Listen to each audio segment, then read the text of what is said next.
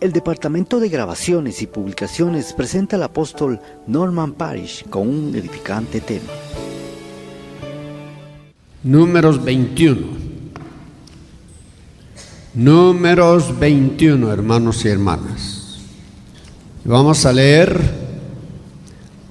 varios versículos, comenzando con el versículo 4 y terminando con el versículo 9. Escuchen la lectura si es que no tienen una Biblia en la mano. Y partieron del monte de Or, camino del mar Bermejo, para rodear la tierra de Edom, y abatióse el ánimo del pueblo por el camino. Y habló el pueblo contra Dios y Moisés: ¿por qué nos hiciste subir de Egipto para que muramos en este desierto, que ni hay pan ni agua, y nuestra alma tiene fastidio de este pan tan liviano? Versículo 6. Y Jehová envió entre el pueblo serpientes ardientes que mordían al pueblo, y murió mucho pueblo de Israel. Entonces el pueblo vino a Moisés y dijeron: pecado hemos por haber hablado contra Jehová y contra ti. Ruega a Jehová que quite de nosotros estas serpientes.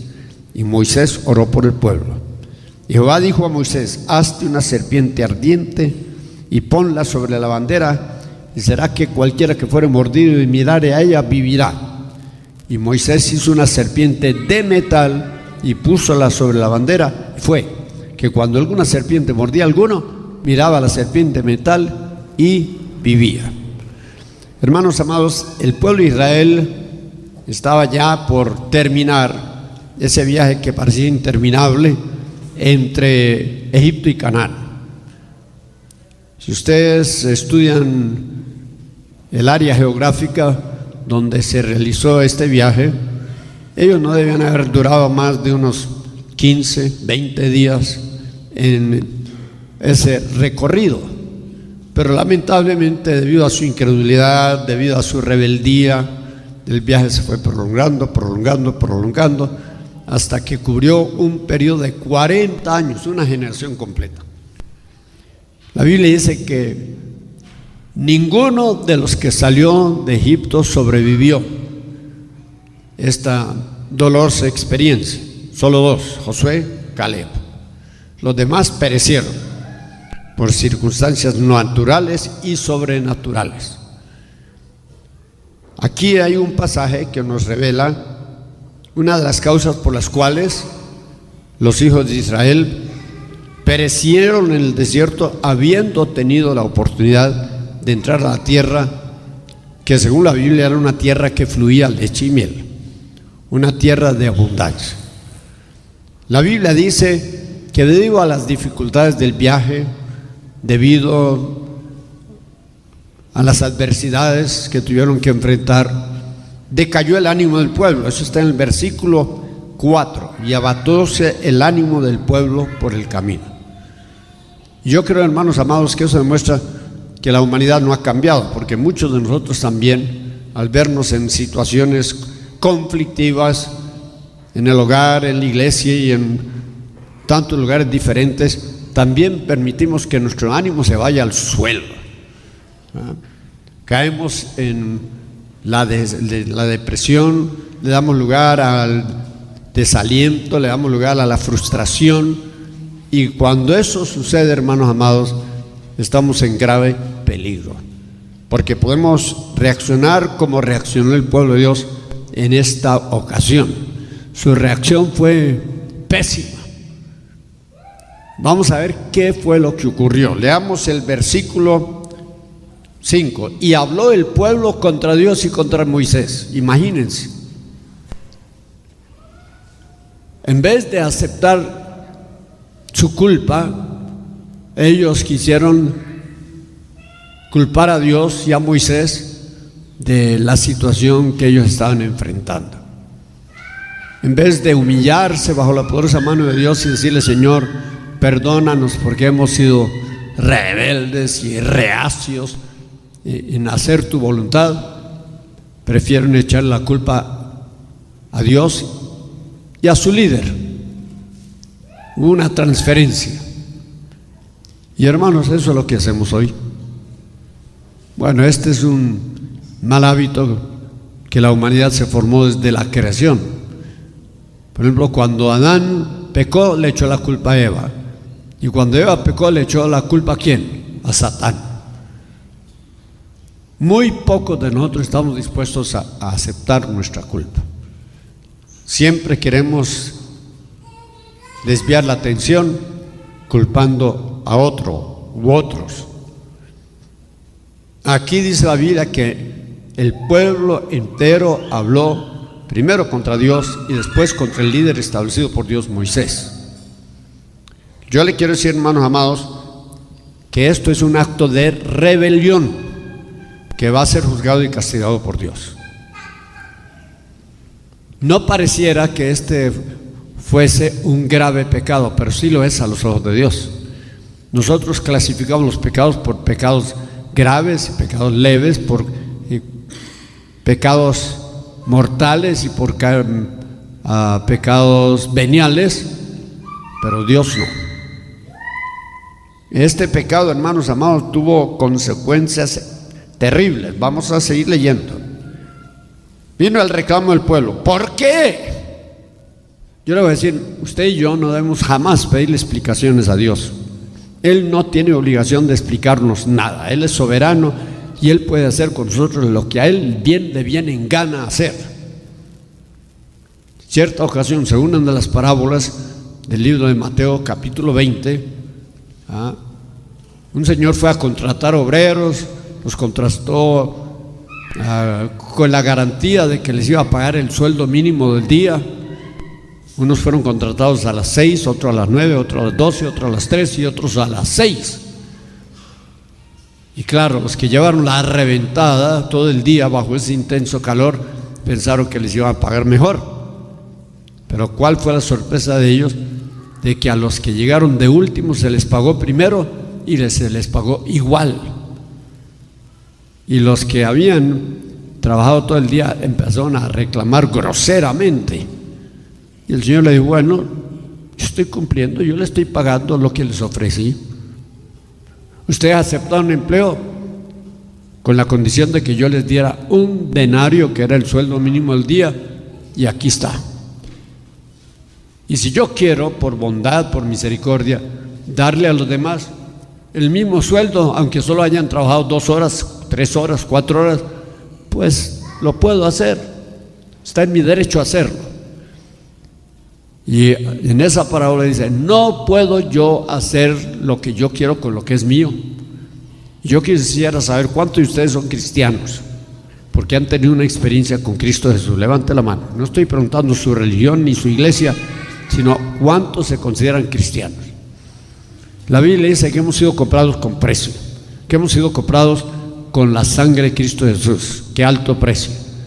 Y que por lo tanto debemos glorificar a Dios en nuestro espíritu y en nuestro cuerpo, que son de Dios. Dios puede hacer lo que Él quiera con nosotros. Si Él, para llevarnos al lugar donde nosotros le podemos ser de mayor utilidad, nos tiene que dejar pasar por experiencias que son difíciles de entender y difíciles de aceptar, pues Él está en su derecho de hacerlo. Yo varias veces en la vida he tenido que decir, Señor, yo no entiendo lo que me está ocurriendo, pero lo acepto, porque tú lo has ordenado o tú lo has permitido. Cuando usted reniega, cuando usted blasfema, está acusando a Dios de injusticia, está acusando a Dios de crueldad. Es una grave ofensa que usted hable contra Dios, cuando Dios lo que desea es lo mejor para usted, y Él está permitiendo circunstancias que son necesarias, aunque son muy, muy difíciles de aceptar. ¿Por qué? ¿Por qué nos hiciste subir de Egipto? ¿Para qué?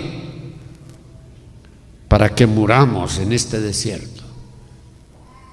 En un sentido real, ellos estaban acusando a Dios de haber formulado un plan deliberado de llevarlos a un lugar donde los iba a exterminar. Tú nos trajiste de Egipto para que muramos en este desierto. Qué pensamiento más horroroso. acusando a Dios de un genocidio. Tú nos trajiste a cometer aquí en medio de este desierto, donde nadie se diera cuenta, una masacre. Querías arrasar con todos nosotros. ¿Ustedes creen, hermanos, que esas palabras agradaron a Dios? Usted tiene que medir sus pensamientos y más aún sus palabras para no caer en una cosa igual o similar. ¿Por qué nos hiciste subir de Egipto para que muramos en este desierto? Que ni hay pan. ¿Sería cierto? Ni hay agua. ¿Sería cierto? No. Porque desde que cruzaron el Mar Rojo hasta que cruzaron el río Jordán, no les faltó qué comer ni qué beber. ¿Cómo les proveyó Dios el alimento? Todos los días de madrugada, al levantarse, veían el campo que rodeaba el campamento de Israel. ¿Qué veían? Un elemento llamado maná, pan de nobles, pan de ángeles. Era una cosa menuda que ellos recogían y entonces con eso preparaban los alimentos. Pero era un alimento tan singular que la Biblia dice que durante esos 40 años ningún israelita se enfermó. Tenía todas las vitaminas, proteínas y todos los demás elementos que son necesarios para proteger la salud del hombre. ¿Les hizo falta agua? No, porque dice la Biblia que una peña llamada por muchos la peña de Oreb, al ser primero golpeada y después hablada, brotaba agua a raudales, no solamente para la gente, sino para todos sus ganados, etcétera, etcétera, etcétera. Agua fresca, agua cristalina, brotaba del corazón de aquella inmensa roca. Y la maravilla de todo era que esa roca les seguía. Cuando ellos levantaban sus estacas, doblaban todas sus pertenencias y continuaban el viaje de una estancia a otra estancia, la piedra los seguía. O sea, el alimento de los israelitas, tanto lo que comían como lo que bebían, era provisto en forma sobrenatural. Todos los días nadie aguantó hambre, nadie aguantó sed. Y sin embargo aquí dice, no hay agua, no hay pan. ¿Sería eso verdad o mentira? Mentira. Y nosotros también muchas veces, hermanos amados, recurrimos a la mentira, a la falsedad para justificar nuestra conducta. También dice, y nuestra alma tiene fastidio de este pan tan liviano. Estamos aburridos de comer lo mismo todos los días, los sagrados frijolitos. Pues dele gracias a Dios que tiene frijoles, porque hay gente aquí en Guatemala y en otros países que no tienen nada que comer. Y usted por lo menos se comió sus frijolitos trasnochados con unas cuantas tortillas tiesas, pero comió. Si usted no comió hoy es porque no quiso comer. Usted tal vez decidió ayunar hoy, pero todos tuvimos la oportunidad de comer algo antes de venir a este lugar. Y en la mayoría de los casos no solo comimos con exceso. Pero vean hermanos, hasta dónde llega el hombre en su rebelión en contra de Dios. Murmurar, reclamar, acusar, mentir, etcétera, etcétera. Todo esto son pecados y el pecado no se va a quedar impune. La Biblia dice que el pecado siempre tiene paga. La paga última del pecado es la muerte. Ahora, ¿qué sucedió? Versículo 6. Y Jehová envió entre el pueblo ¿qué? Yo quiero que noten bien lo que este pasaje dice. ¿Y Jehová qué? Envió serpientes. ¿Qué clase de serpientes? Venenosas, altamente venenosas, mortíferas. Estas serpientes al morder inyectaban un veneno que tenía un efecto casi inmediato. La gente se hinchaba y caía tal vez en convulsiones hasta que se quedaba muerta. Yo viví en Colombia, allá en las selvas del Amazonas, en las selvas del Putumayo, hay esta clase de serpientes. Por eso cualquier persona que se interne en esos lugares tiene que llevar en sus alforjas un antídoto para combatir la picadura o mordedura de una serpiente de esas, porque muchas de estas serpientes tienen un efecto pero fulminante, hermanos. Y si la persona no trae un suero especial con el cual pueda combatir, contrarrestar el efecto del veneno, va a morir, irremisiblemente va a morir. Y eso pasó en este día. Dice: Jehová envió entre el pueblo serpientes ardientes que mordían al pueblo. ¿Y cuál fue el resultado? ¿Murió qué?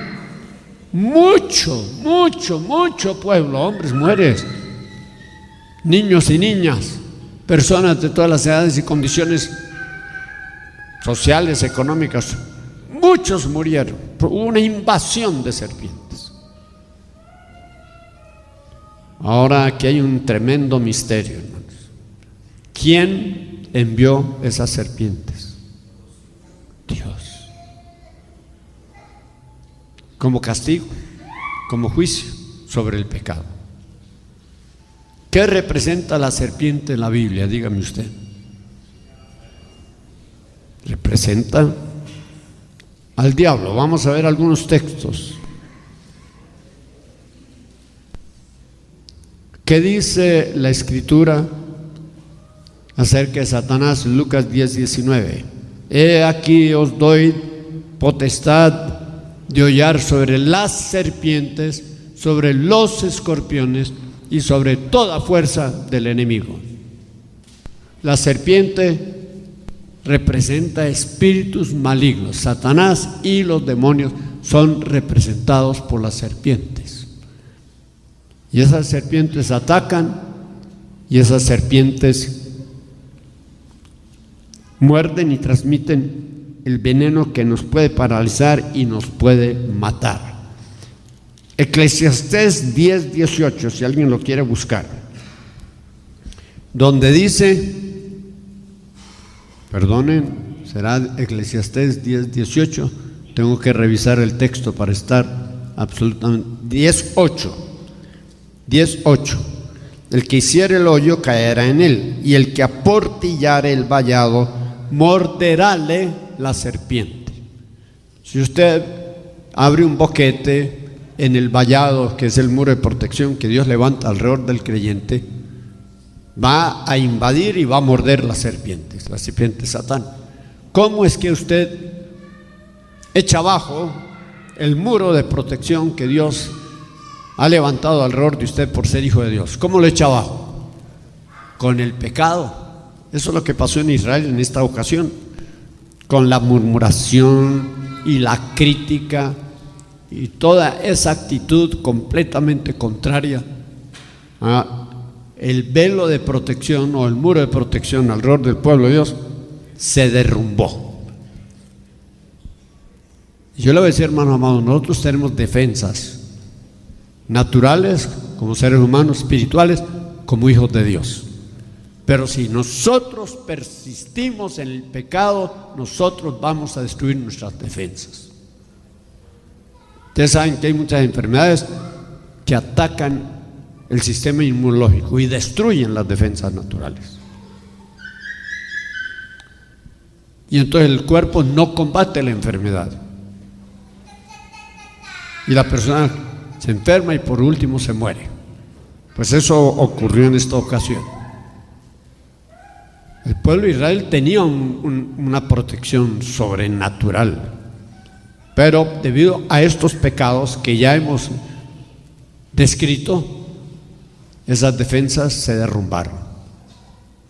Y las serpientes pudieron invadir el campo y empezaron a morder indiscriminadamente a diestra y siniestra a personas de todas las edades, de tal manera que muchos murieron. ¿Están de acuerdo con eso, hermanos? Miremos también otro versículo donde habla de las serpientes, Amós 9:3. Amós 9:3, mis queridos hermanos. Oseas, Joel, Amós. Ese es el orden. Y note lo que dice el capítulo 9, versículo 3. Dice: si se escondieren en la cumbre del Carmelo, allí los buscaré y los tomaré. Y aunque se escondieren de delante de mis ojos en el profundo de la mar, allí mandaré la serpiente y morderálos. ¿Quién manda a las serpientes? Y ya dijimos que las serpientes son demonios. ¿Quién las manda?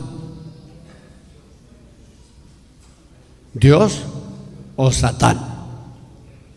Pues la teoría que imperaría en el pueblo cristiano hoy es que Satanás es el que manda a los demonios.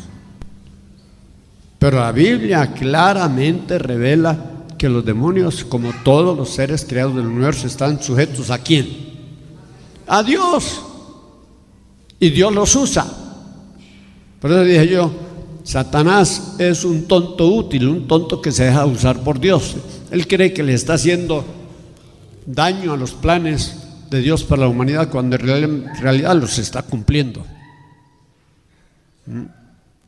¿No podría haber Dios destruido con una mirada a Satán y a todos los demonios que le sirven? Sí. ¿Pero por qué no lo ha hecho? Porque los demonios le sirven de algo, aunque sea como instrumentos de castigo. Aquí había pecado el pueblo de Israel y Dios envió las serpientes, que son símbolos del mal, símbolos de Satán y de los demonios. Y las serpientes invadieron el campamento, mordieron, inyectaron el veneno y murió mucha gente. Hermanos amados, yo quiero que ustedes entiendan que cuando ustedes pecan van a pagar caro su atrevimiento de pecar, especialmente si pecan e insisten en pecar. Es muy fácil que nosotros en un momento de debilidad, descuido, podamos cometer un pecado, pero si persistimos en nuestra conducta contraria a la palabra de Dios, va a llegar el momento en que Dios va a quitar su protección y vamos a quedar expuestos a todos los peligros del mundo espiritual. Y aquí claramente dice que Dios envió las serpientes. ¿Están de acuerdo con eso, hermanos? Leamos 1 Corintios 10, donde el Nuevo Testamento se refiere a este mismo incidente del cual hemos estado hablando. 1 Corintios 10, vamos a ver el versículo 9 y 10. 1 Corintios 10, 9 y 10. Ni tentemos a Cristo, como también algunos le tentaron y perecieron por las serpientes. Ni murmuréis, como algunos de ellos murmuraron y perecieron por el destructor. ¿Ven ustedes por qué fueron atacados por estas serpientes que trajeron muerte, destrucción? Dice el versículo 9 que con su actitud, con su palabra, estaban tentando a Dios, estaban provocando a Dios a ira. ¿Y qué sigue diciendo? En el versículo 10 habla específicamente de pecado de la murmuración. La Biblia allí en el libro de Números dice que ellos murmuraron 10 veces. 10 veces. Y cada vez que murmuraron, revelaron amargura y rebeldía en sus corazones. De modo, hermanos, que nosotros necesitamos estar al tanto de que el diablo puede ser usado por Dios para atacar, para castigar a las personas que se han declarado en rebelión en contra de Él.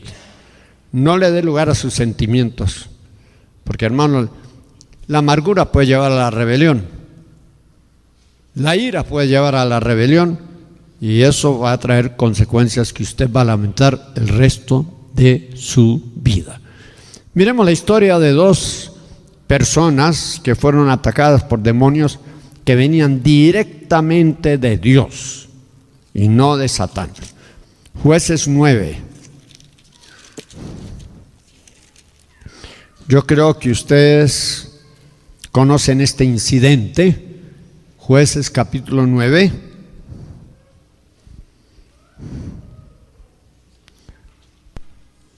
Sería bueno, voy a pedir a un joven del instituto que pase a leer ese pasaje. Es un poquito extenso, pero es bueno que ustedes se den completamente, que escuchen este pasaje y lo puedan entender. Bueno, te ofreces como voluntario, ¿no? Capítulo 9 de Jueces. Comience a leer desde el versículo 1 y vamos a leer, hermanos amados, hasta el versículo, vamos a ver, más o menos el 24 o 25. Es un pasaje extenso pero necesario.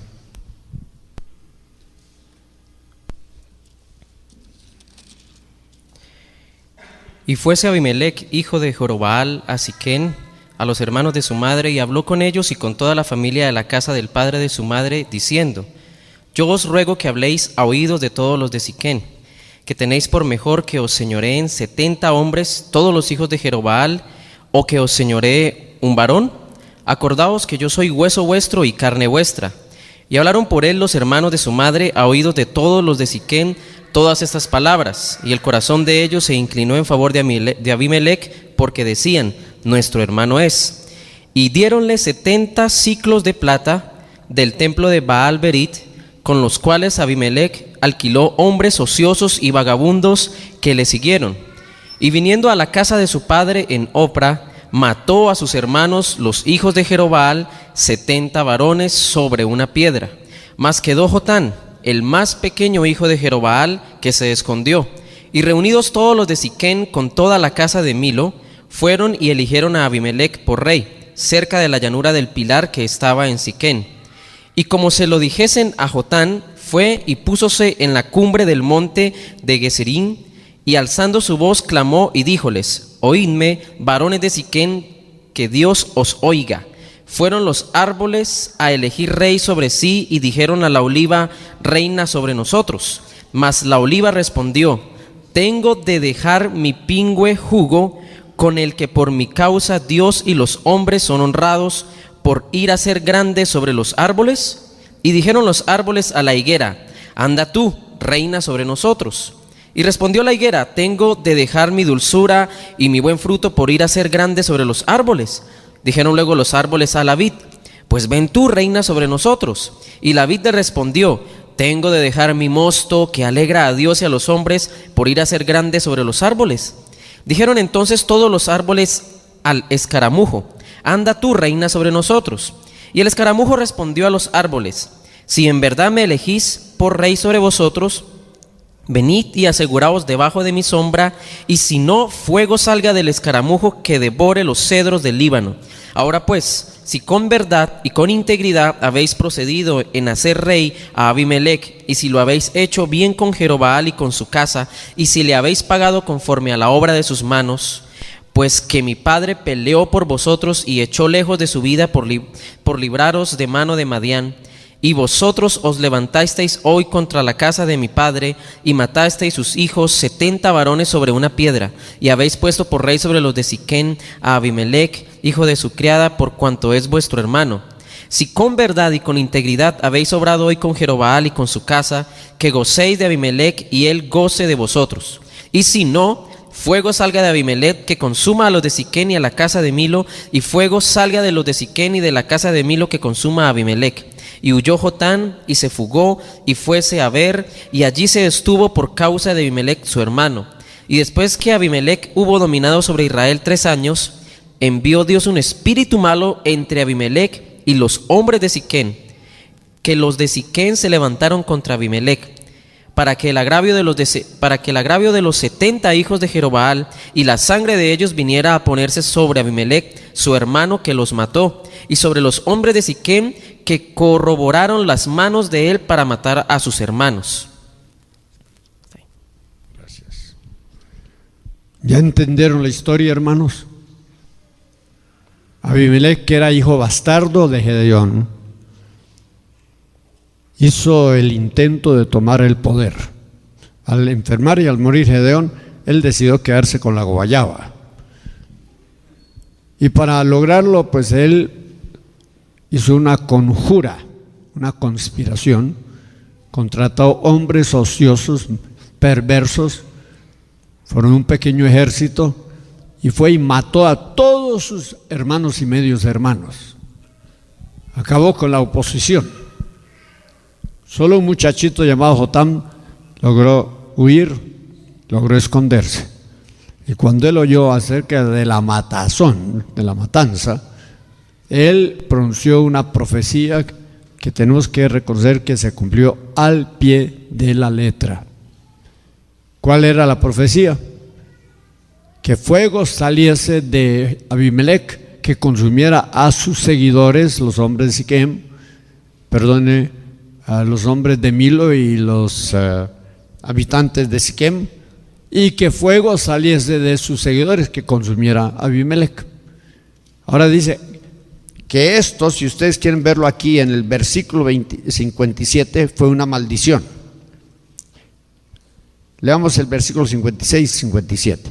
Así pues pagó Dios a Abimelech el mal que hizo contra su padre, matando a sus 70 hermanos, y aun todo el mal de los hombres de Siquem tornó Dios sobre sus cabezas, y la maldición de Jotam, hijo de Jerobal, vino sobre ellos. ¿Qué fue lo que este jovencito Jotam pronunció? Una maldición que iba a afectar seriamente no solo a Abimelech, sino a sus seguidores humanos. La Biblia dice aquí en Jueces capítulo 9, y estoy seguro que ustedes se dieron cuenta de eso, que pasaron 3 años entre la profecía y su cumplimiento. Está aquí en el versículo 22. Después que Abimelech hubo dominado sobre Israel 3 años, envió Dios un espíritu malo entre Abimelech y los hombres de Siquem, y vino el desenlace fatal para unos y para otros. ¿Ya lo leyeron? ¿Quién envió ese espíritu en cumplimiento de la profecía de Jotam? ¿Quién envió ese espíritu para cumplir la maldición impuesta por Jotam a su medio hermano, que había traicionado y había asesinado a toda su familia? Dios. Esto demuestra claramente, hermanos, que los demonios están sujetos ¿a quién? A Dios, y que cuando es necesario Dios usa a los demonios como instrumento de juicio. Aquí hay varias personas que están gravemente afectadas por demonios a causa del pecado, ya sea propio o ancestral. Y sobre ustedes ha habido una maldición que nunca ha sido descubierta o nunca ha sido cancelada. Y los demonios están operando en su vida. Y noten bien, hermanos, que este muchacho Jotam habló que fuego saliese de Abimelech y fuego saliese de los hombres de Siquem. No nos debe extrañar entonces leer allí en la primera historia que leímos en Números, de que lo que Dios envió fueron serpientes ardientes. Los demonios, hermanos, tienen una fuerza increíble para hacer el mal. Y cuando Dios tiene que tomar medidas serias para castigar a una persona, a una familia, a una comunidad y a una nación, Él a veces permite el ataque demoníaco, pero a veces también lo ordena. Es porque el hombre rehúsa escuchar y obedecer la voz de Dios. Y yo le voy a decir, hermanos, aquí hay personas hoy que están afectadas por maldiciones ancestrales y personales, y esas maldiciones han abierto puerta para que espíritus malos invadan su vida. Y esos demonios tienen como plan acabar con ustedes. Y la única manera que ustedes van a ser liberados de esos demonios es que ustedes reconozcan, confiesen y abandonen sus pecados para siempre. Vamos al otro caso que está en 1 Samuel. Hay mucho que pudiéramos hablar de esto, pero el tiempo pues está bastante limitado. En 1 Samuel 9, del capítulo 9 en adelante, habla la historia del rey Saúl. ¿Cuántos saben ustedes que Saúl fue elegido como el primer rey de Israel? Él era nada ni nadie, era un ser insignificante, un ser totalmente desconocido. Cuando Dios lo escogió para ser el primer rey de Israel. El hombre se envaneció, se rebeló, y como resultado de eso, llegó el día en que él fue desechado por Dios. ¿Lo escucharon bien, mis hermanos? Está aquí en el capítulo 15.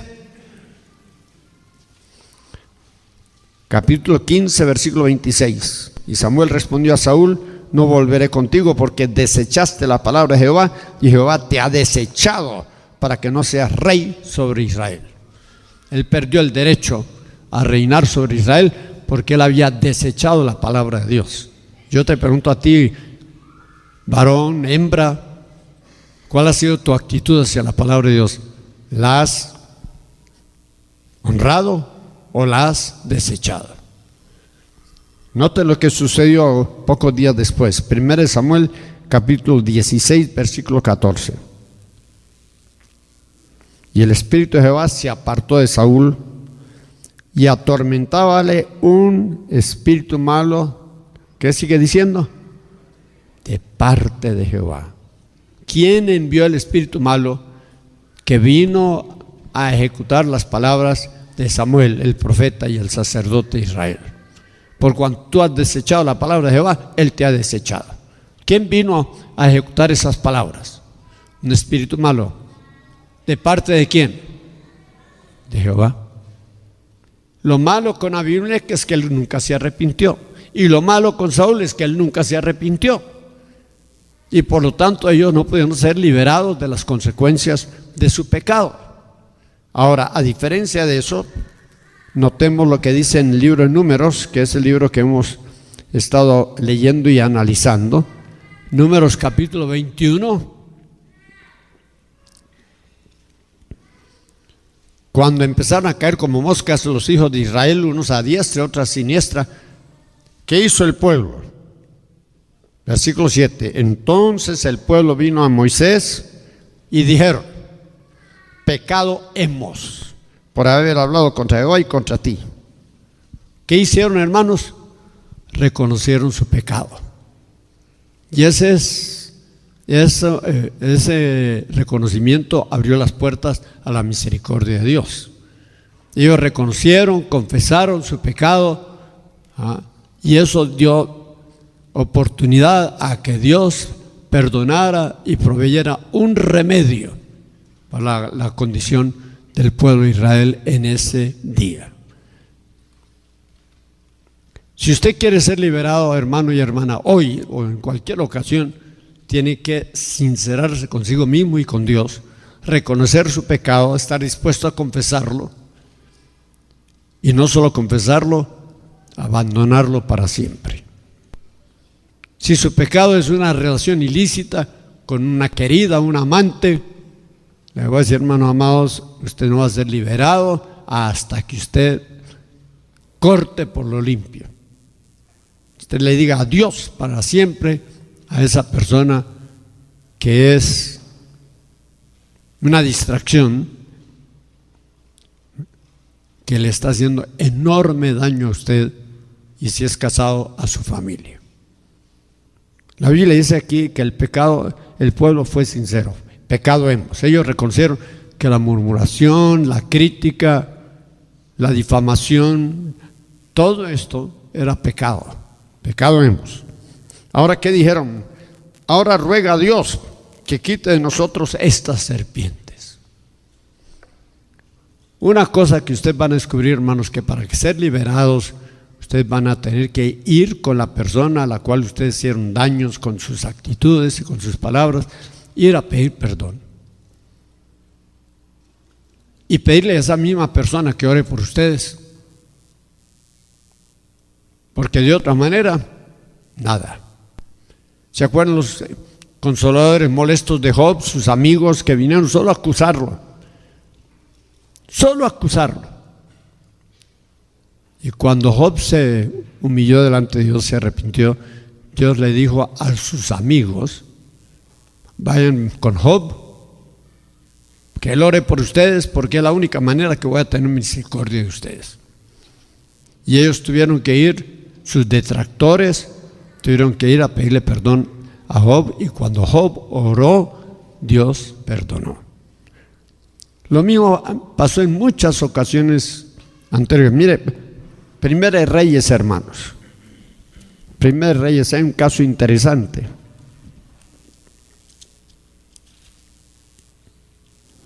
La persona que impone el juicio puede ser la única persona que puede quitar el juicio.